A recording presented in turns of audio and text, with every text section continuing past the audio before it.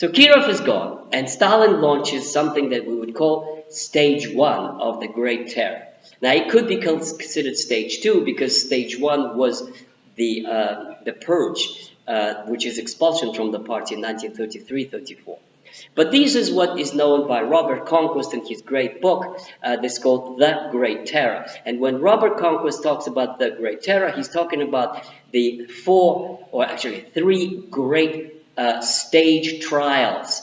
The stage trial number one is against Kamenev and Zinoviev. Kamenev, the chairman of the Moscow Party Committee, Zinoviev, the chairman of the Leningrad Party Committee, so the most important party committees. Then there was a next trial of Akhtomsky, the trade union leader, and finally in 1938 there is a trial of Bukharin. And again, I told you before, Stephen Cohen, my friend and teacher, wrote one of his first books on the biography of Bukharin, who was, remember, in the 1920s, a person who said to peasants, enrich yourself, and he was in favor of NEP and the new economic policy and peaceful transition to socialism through the market.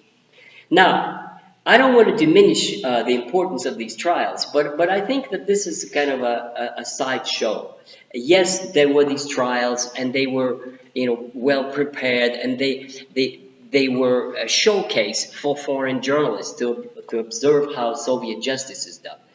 They were totally, of course, manipulated. The evidence was all made up. Kamenev and Zinoviev were beaten to whatever degree to admit their guilt. And the same thing happened to Tomsky, and the same thing happened to Bukharin. For me, the importance of these trials is to reveal the nature of the Stalinist regime, is that it wants to present itself to the rest of the world as a legally based regime when the traitors are being tried in a fair trial and they have a right to defend themselves. And in fact, it's all made up. It's all coercion. It's all manipulation. It's all invented accusations that when you've been here and there at the Communist International meeting, you met such and such agents of Britain and agents of Germany and agents of this and that. Now, the reason I mention this is that I had a friend who was a French communist, and he really believed that he had a very positive view of the Soviet Union. And when you ask him about Stalinist crimes and trials, he would be among those who actually believed that this was all fair, that these people may have been traitors, that there was a fair trial, that they were found guilty, and as the punishment could be, they were executed because they deserved this punishment for their treason. So there were a lot of honest people in the West who actually took it for what it appeared to be, but for not what it was. That the Stalinist terror was actually execution of justice. Now, aside from the trials, there was another very interesting moment, and that we would call a stage two, after the attack on the party, the attack on the army. And that happened in June 1937, and within a matter of months, absolutely unbelievable things happened. Most of the army commanders, and there were dozens of top-ranking generals and colonels, were arrested and executed. And there were no public trials. This is another interesting thing. There was no trial at all. The trials were interrogation, a three-man troika, quick justice tribunal execution. Now that led some commentators to believe that there was something in it, that there was some kind of perhaps a conspiracy against Stalin. Maybe not to a point of a conspiracy, but maybe some conversation about the leading figures of the Red Army were going on, that Stalin went too far, that there's no way anybody in his right mind could imagine that Bukharin, who had worked with Lenin most of his life, that Kamenev and Zinoviev, who had spent years with Lenin in emigration before the revolution, that they were foreign spies. It just didn't make any sense. It was absurd. Perhaps, and I incline to think that perhaps, there may have been conversations among army officials to perhaps do something about it. But since Stalin had spies everywhere, this could have been reported to him, and they were totally decimated. The Red Army lost the best, the flower of its officers. In fact, when the German Gestapo found out about what's going on in Russia, they were elated. They were absolutely happy that Stalin is doing their job. He's weakening the Red Army with these purges in 1937.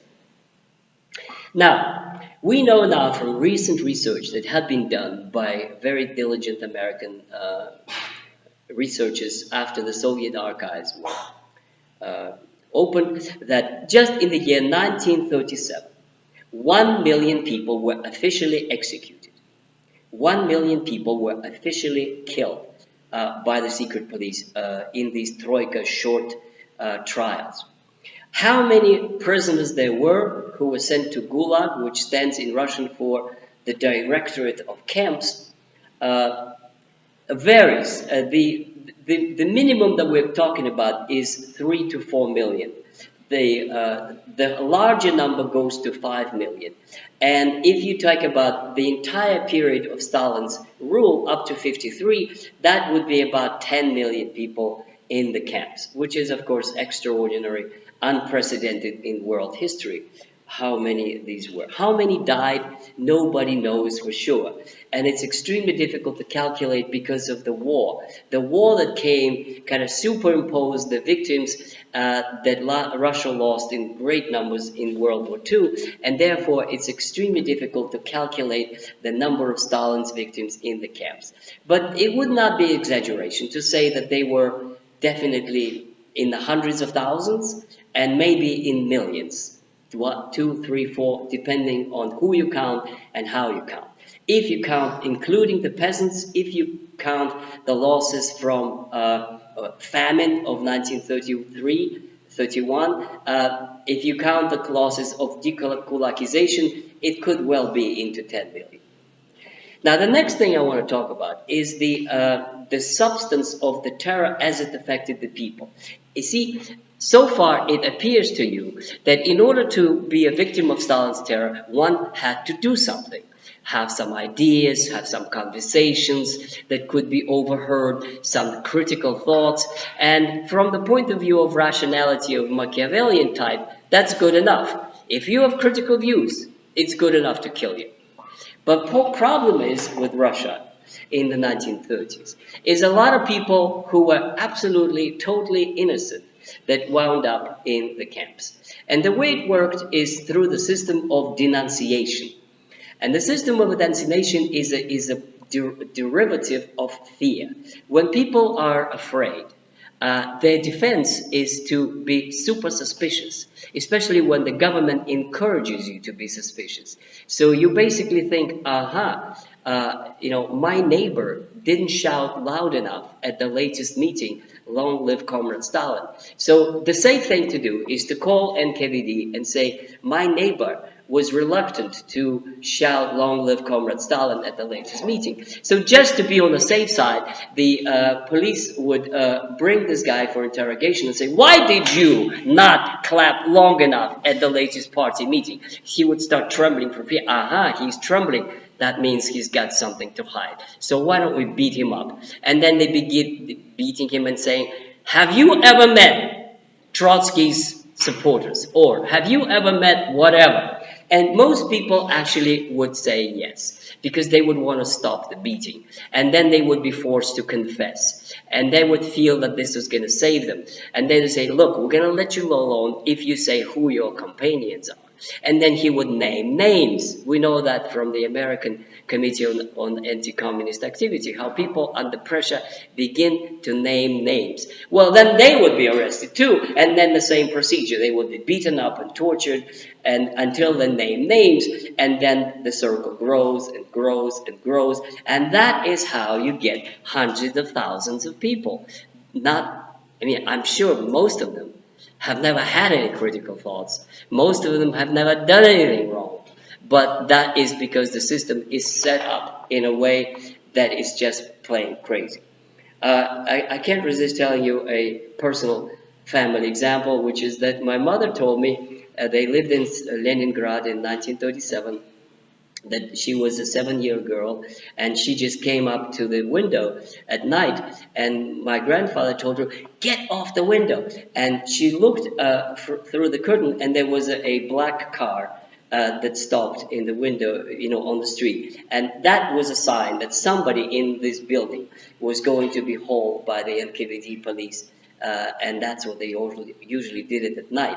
And if you look, that is suspicious. So my grandfather was terrified that they're gonna come over and arrest him, but they didn't. So this is the kind of a paranoid fear and denunciation. I believe that this is the centerpiece of Stalinist regime. I think that profound fear, trembling, terrorizing the population does not mean killing necessarily, only killing.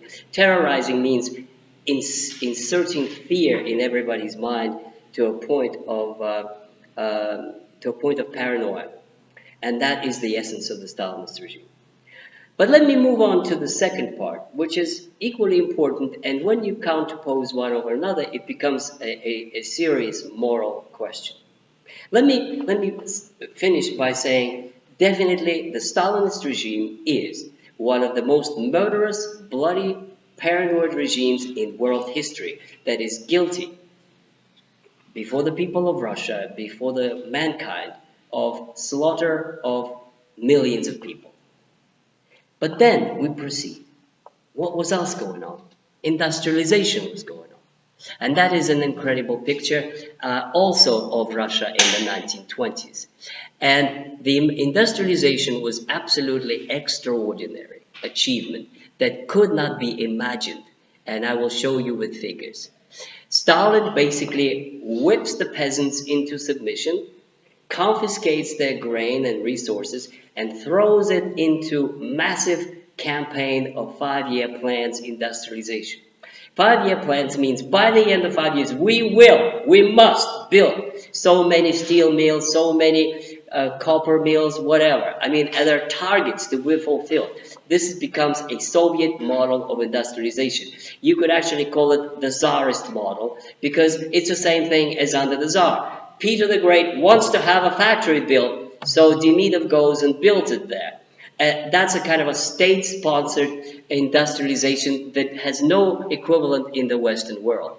But it works, and it worked remarkably well, because the point was to mobilize the resources, throw them at the critical juncture, make them to work for nothing, or very little, for just soup and kasha, some food, and then they're going to build the factory. And the factory is going to turn out hundreds of thousands of tons of steel.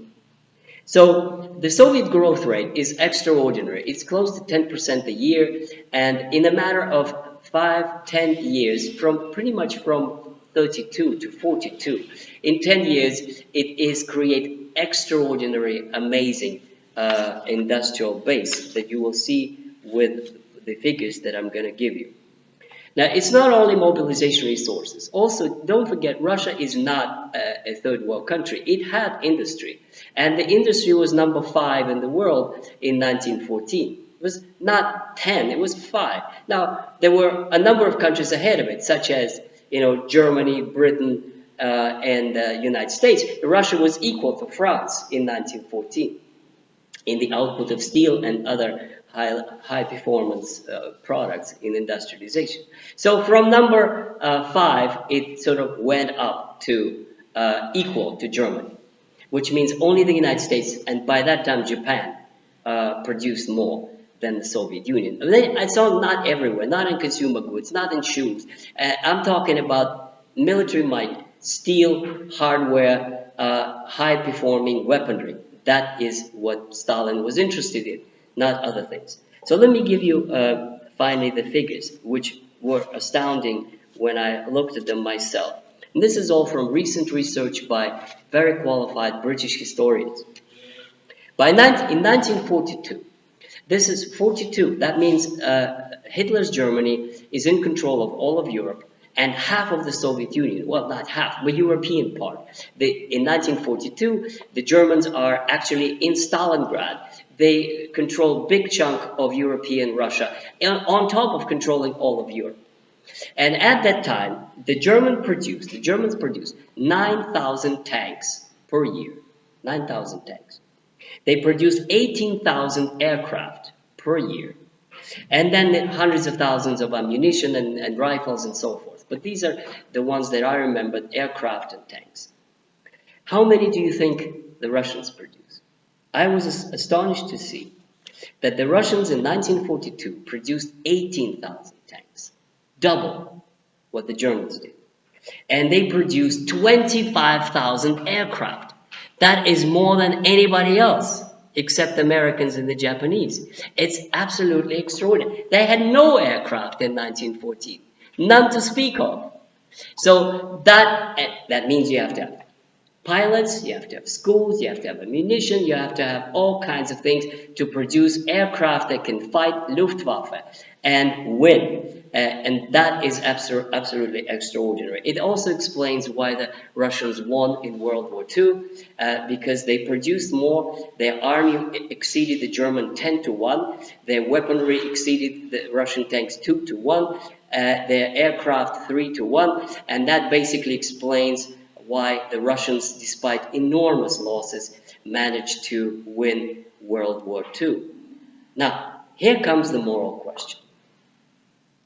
On the one side, we have a murderous, paranoid dictatorship that's killing millions.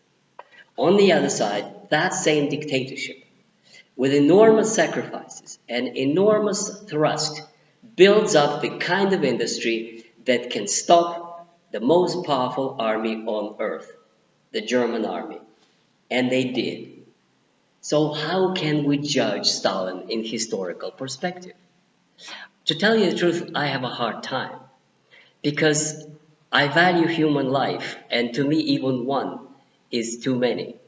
On the other hand, if we can imagine what would have happened if Hitler had won the war, what would have happened to Europe, what would have happened to the Russian people, what would have happened to the Jews and many others, it's very hard to imagine what would have happened when you look at the death machine put in an industrial scale of shipping millions of people and just poisoning them and killing them en masse. That regime was stopped by the Red Army that was built by Comrade Stalin. And to me, that is a kind of a bottom line. Thank you.